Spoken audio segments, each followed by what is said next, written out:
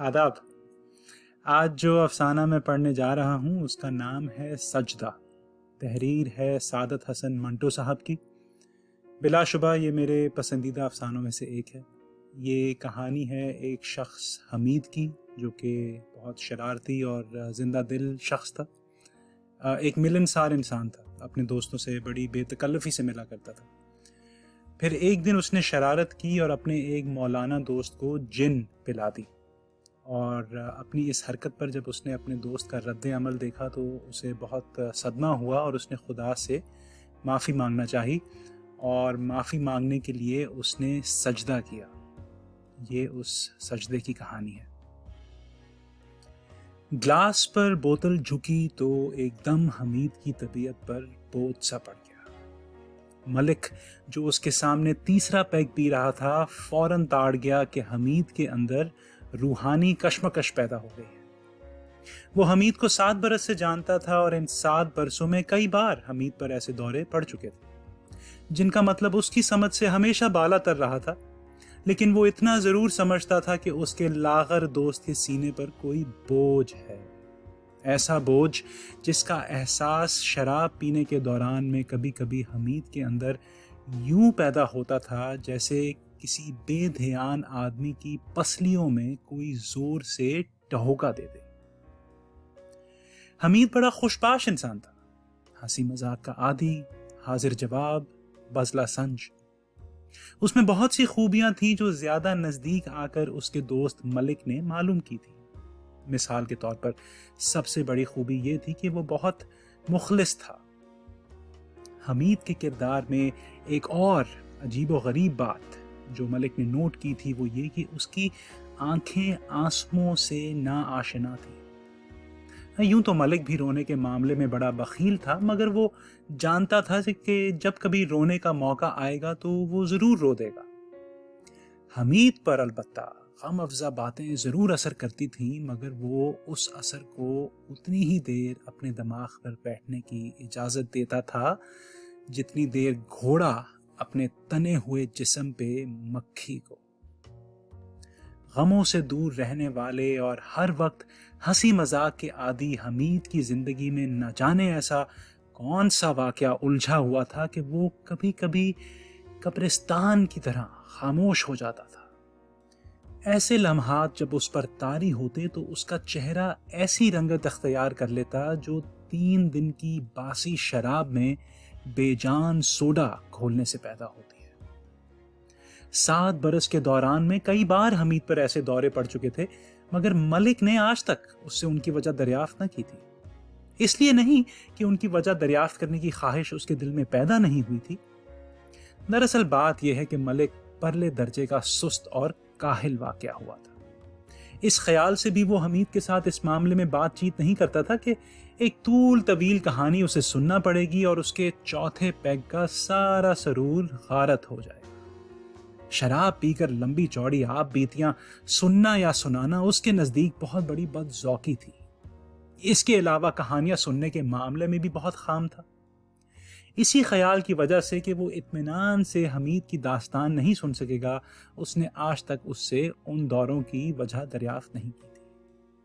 کرپا رام نے حمید کے گلاس میں تیسرا پیگ ڈال کر بوتل میز پر رکھ دی اور ملک سے مخاطب ہوا۔ ملک، اسے کیا ہو گیا ہے؟ ملک خاموش رہا، لیکن حمید مضطرب ہو گیا۔ اس کے اعصاب زور سے کانپ اٹھے۔ کرپا رام کی طرف دیکھ کر اس نے مسکرانے کی کوشش کی، اور جب اس میں ناکامی ہوئی تو اس کا اضطراب اور بھی زیادہ ہو گیا۔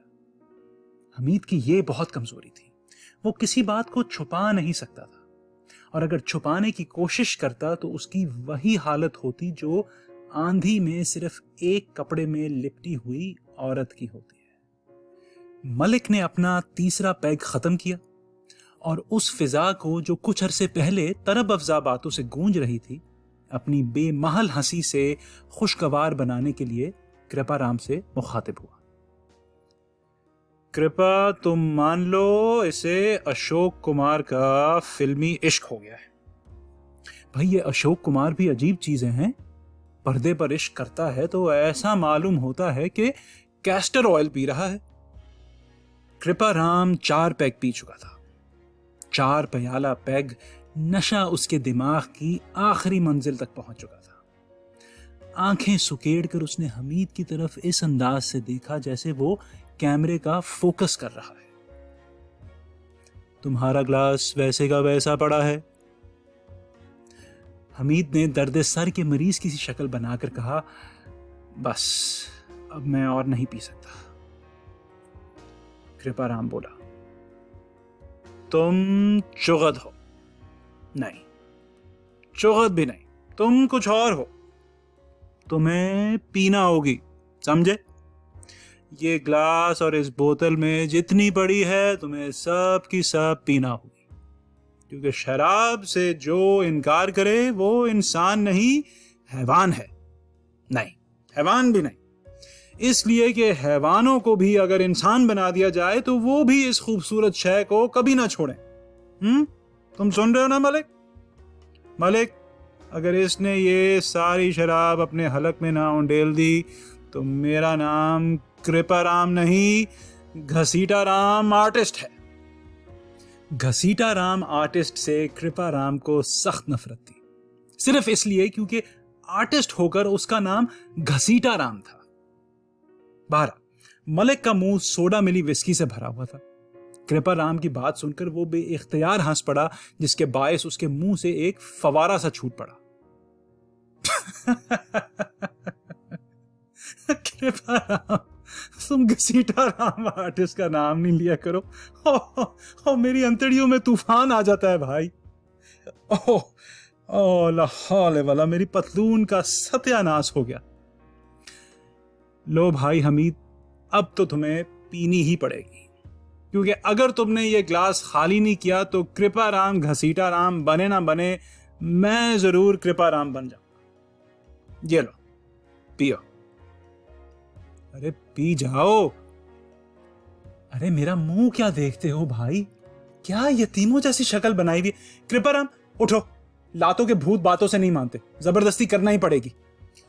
کرپا رام اور ملک دونوں اٹھے اور حمید کو زبردستی پلانے کی کوشش کرنے لگے. حمید کو روحانی کوفت تو ویسے ہی محسوس ہو رہی تھی, جب کرپا رام اور ملک نے اس کو جھنجھوڑنا شروع کیا تو اس کو جسمانی اذیت بھی پہنچی, جس کے باعث وہ بے حد پریشان ہو گیا. اس کی پریشانی سے کرپا رام اور ملک بہت محظوظ ہوئے, چنانچہ انہوں نے ایک کھیل سمجھ کر حمید کو اور زیادہ تنگ کرنا شروع کر دیا. کرپا رام نے گلاس پکڑ کر اس کے سر میں تھوڑی سی شراب ڈال دی, اور نائیوں کی طرح اس نے جب حمید کا سر سہلایا تو حمید اس قدر پریشان ہوا کہ اس کی آنکھوں میں موٹے موٹے آنسو آ گئے, اس کی آواز بھرا گئی, اس کے سارے جسم میں تشنج سا پیدا ہو گیا, اور ایک دم کاندھے ڈھیلے کر کر اس نے رونی اور بے حد مردہ آواز میں کہا, میں بیمار ہوں, خدا کے واسطے مجھے تنگ نہ کرو. کرپا رام اسے بہانہ سمجھ کر حمید کو اور زیادہ تنگ کرنے کے لیے کوئی نیا طریقہ سوچنے ہی والا تھا کہ ملک نے ہاتھ کے اشارے سے اسے پرے ہٹا دیا. کرپا دیکھو, اس کی طبیعت واقعی خراب لگ رہی ہے, دیکھو تو رو رہا ہے. کرپا رام نے اپنی موٹی کمر جھکا کر غور سے دیکھا. ارے تم تو سچ مچ رو رہے ہو. حمید کی آنکھوں سے ٹپ ٹپ آنسو گرنے لگے, جس پر سوالوں کی بوچھار ہو گئی. کیا ہو گیا تمہیں, خیر تو ہے؟ یہ تم رو کیوں رہے ہو؟ بھائی حد ہو گئی, ہم تو صرف مذاق کر رہے تھے. کچھ سمجھ میں بھی تو آئے, کیا تکلیف ہے تمہیں حمید؟ حمید نے جیب سے رومال نکال کر اپنے آنسو پہنچے اور کچھ کہتے کہتے خاموش ہو گیا. جذبات کی شدت کے باعث اس کی بولنے کی صلاحیت جواب دے گئی. تیسرے پیگ سے پہلے اس کے چہرے پر رونق تھی, اس کی باتیں سوڈے کے بلبلوں کی طرح تر و تازہ اور شگفتہ تھیں, مگر اب وہ باسی شراب کی طرح بے رونق تھا. وہ سکڑ سا گیا تھا. اس کی حالت ویسی ہی تھی جیسے ایک بھیگی ہوئی پتلون کی ہوتی ہے. کرسی پر وہ اس انداز سے بیٹھا تھا گویا وہ اپنے آپ سے شرمندہ ہے. اپنے آپ کو چھپانے کی بھونڈی کوشش میں وہ ایک ایسا بے جان لطیفہ بن کے رہ گیا تھا جو بڑے ہی خام انداز میں سنایا گیا ہو.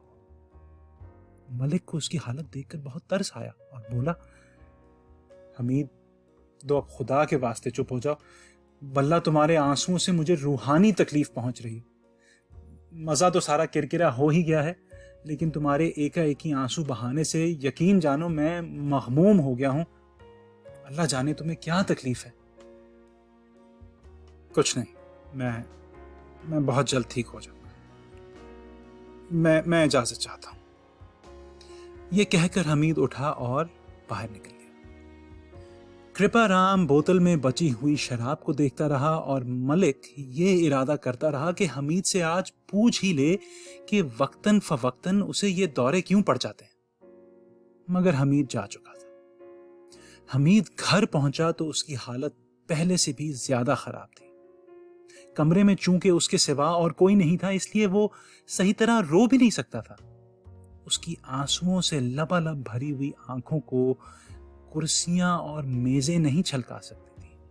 اس کی خواہش تھی کہ اس کے پاس کوئی موجود ہو جس کے چھیڑنے سے وہ جی بھر کے رو سکے، مگر ساتھ ہی ساتھ اس کی یہ خواہش تھی کہ وہ بالکل اکیلا ہو۔ ایک عجیب کشمکش اس کے اندر پیدا ہو گئی تھی۔ سامنے میز پر اس کی ایک پرانی تصویر چمکدار فریم میں جڑی رکھی تھی۔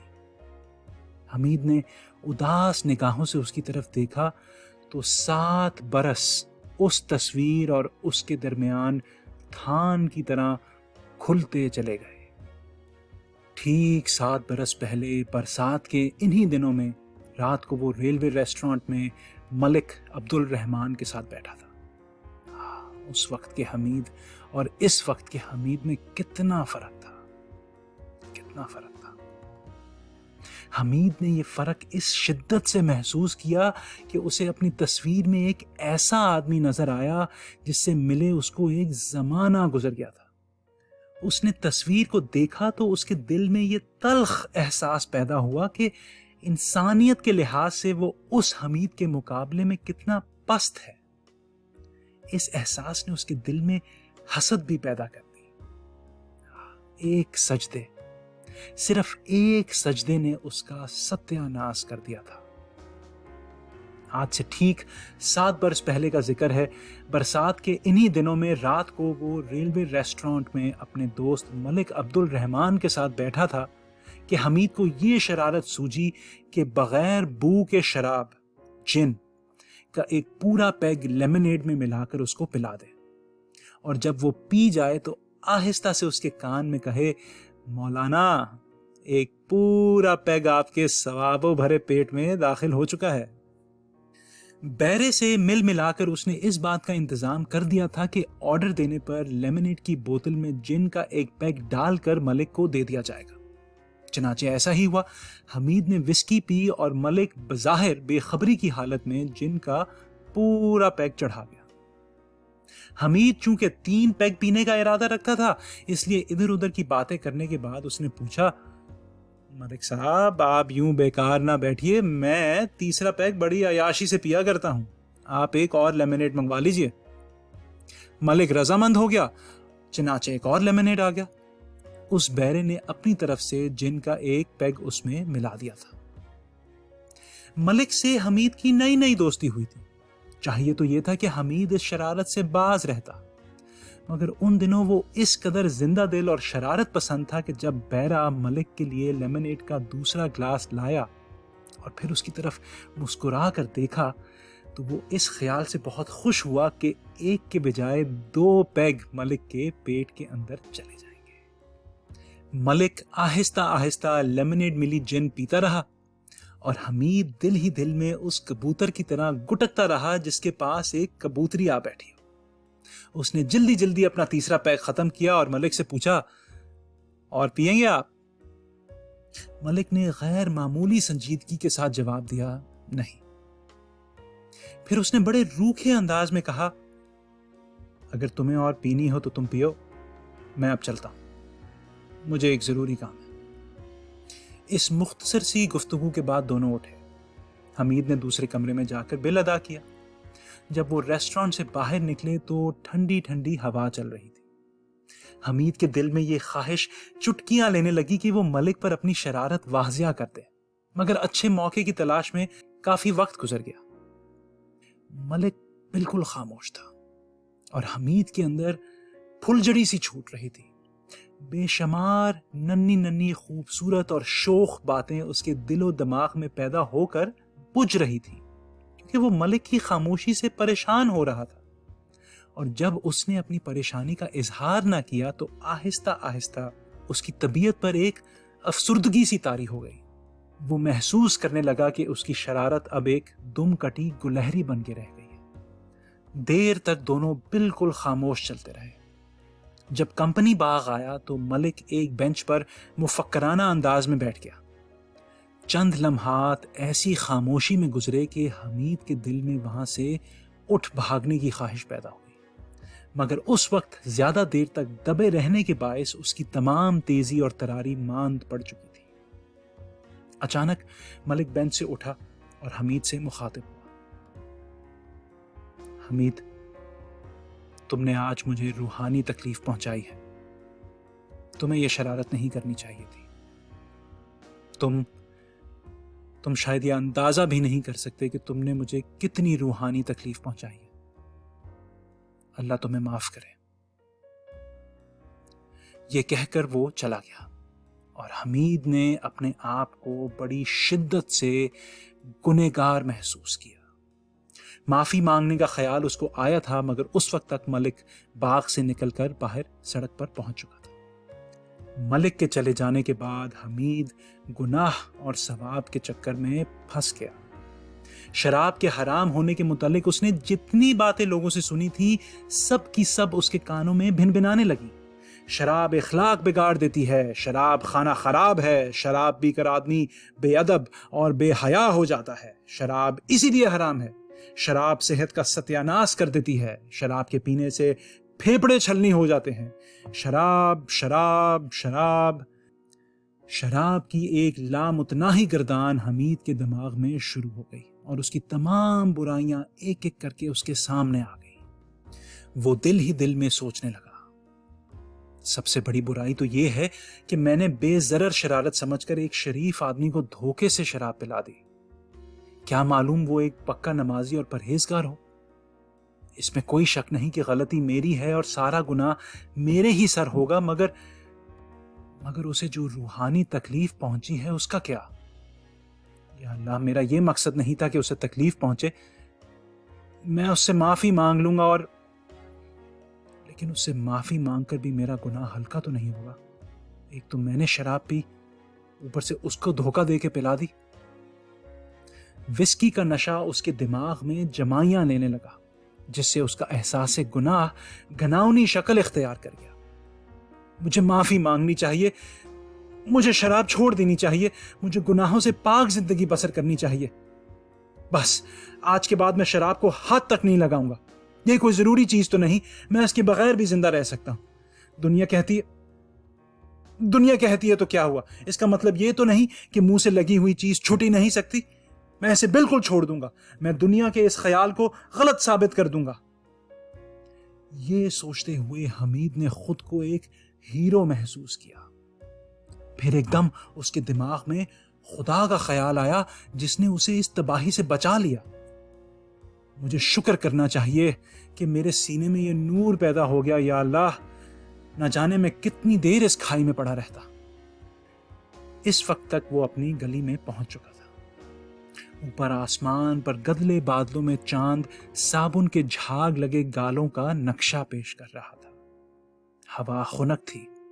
حمید پر خدا کے روب اور شراب نوشی سے بچ جانے کے احساس نے رقت طاری کر دی. اس نے شکرانے کا سجدہ کرنا چاہا. وہیں پتھریلی زمین پر اس نے گھٹنے ٹیک کر اپنا ماتھا رگڑنا چاہا. اس خیال سے کہ اسے کوئی دیکھ لے گا وہ کچھ دیر کے لیے ٹھٹک گیا، مگر فوراً ہی یہ سوچ کر کہ یوں خدا کی نگاہوں میں اس کی وقت بڑھ جائے گی، وہ ڈبکی لگانے کے انداز میں جھکا اور اپنی پیشانی گلی کے ٹھنڈے ٹھنڈے پتھریلے فرش کے ساتھ جوڑ دی. جب وہ اٹھا تو اس نے اپنے آپ کو ایک بہت بڑا آدمی محسوس کیا. اس نے جب آس پاس ہی اونچی دیواروں کو دیکھا تو وہ اسے اپنے قد کے مقابلے میں بہت پست معلوم ہوئی. اس واقعے کے 1.5 مہینے کے بعد اسی کمرے میں جہاں اب حمید بیٹھا اپنی 7 برس کی پرانی تصویر پر رش کھا رہا تھا، اس کا دوست ملک آیا۔ اندر آتے ہی اس نے اپنی جیب سے بلیک اینڈ وائٹ کا ایک ادھا نکالا اور زور سے میز پر رکھ کے کہا، حمید آؤ، آج پئیں اور خوب پئیں، یہ ختم ہو جائے گی تو اور لے آئیں گے۔ حمید اس قدر متحیر ہوا کہ وہ اسے کچھ بھی نہ کہہ سکا۔ ملک نے دوسری جیب سے سوڈے کی بوتل نکالی، تپائی پر سے گلاس اٹھایا اور اس میں شراب انڈی لی، سوڈے کی بوتل انگوٹھے سے کھولی اور حمید کی متحیر آنکھوں کے سامنے 2 پیگ غٹا غٹ پی گیا۔ حمید نے تتلاتے ہوئے کہا، لیکن اس روز تم نے مجھے اتنا برا بھلا۔ ملک نے ایک کہا بلند کیا، بھائی تم نے مجھ سے شرارت کی، میں نے بھی اس کے جواب میں تم سے شرارتاً کچھ کہہ دیا، مگر بھائی ایمان کی بات ہے، جو مزہ اس روز جن کے 2 پیگ پینے میں آیا ہے زندگی بھر کبھی نہیں آئے گا۔ اچھا لو چھوڑو اب اس قصے کو، یہ لو وسکی پیو، یہ جنوین بکواس ہے، شراب پینی ہو تو وسکی پینی چاہیے۔ یہ سن کر حمید کو ایسا محسوس ہوا کہ وہ سجدہ جو اس نے اس گلی میں کیا تھا ٹھنڈے فرش سے نکل کر اس کی پیشانی پر چپک گیا ہے۔ یہ سجدہ بھوت کی طرح حمید کی زندگی سے چپٹ گیا۔ اس نے اس سے نجات حاصل کرنے کے لیے پھر پینا شروع کیا، مگر اس سے کچھ فائدہ نہیں ہوا۔ ان 7 برسوں میں جو اس کی پرانی تصویر اور اس کے درمیان ابھی کھلے ہوئے تھے، یہ ایک سجدہ بے شمار مرتبہ حمید کو اس کی اپنی نگاہوں میں ذلیل و رسوا کر چکا تھا۔ اس کی خودی، اس کی تخلیقی قوت، اس کی زندگی کی وہ حرارت جس سے حمید اپنے ماحول کو گرما کے رکھنا چاہتا تھا، اس سجدے نے قریب قریب سرد کر دی تھی۔ یہ سجدہ اس کی زندگی میں ایک ایسی خراب بریک بن کے رہ گئی تھی جو کبھی کبھی اپنے آپ اس کے چلتے ہوئے پہیوں کو ایک دھچکے کے ساتھ ٹھہرا دیتی تھی۔ 7 برس کی پرانی تصویر اس کے سامنے میز پر پڑی تھی۔ جب سارا واقعہ اس کے دماغ میں پوری تفصیل کے ساتھ دہرایا جا چکا تھا تو حمید کے اندر ایک ناقابل بیان اضطراب پیدا ہو گیا۔ وہ ایسا محسوس کرنے لگا جیسے اس کو قے ہونے والی ہے۔ وہ گھبرا کر اٹھا اور سامنے کی دیوار کے ساتھ اس نے اپنا ماتھا رگڑنا شروع کر دیا، جیسے وہ اس سجدے کا نشان مٹانا چاہتا ہے۔ اس عمل سے جب اسے جسمانی تکلیف پہنچی تو وہ پھر کرسی پر بیٹھ گیا۔ سر جھکا کر اور کاندھے بالکل ڈھیلے کر کر اس نے تھکی ہوئی آواز میں کہا، یا اللہ، میرا سجدہ مجھے واپس کر دے۔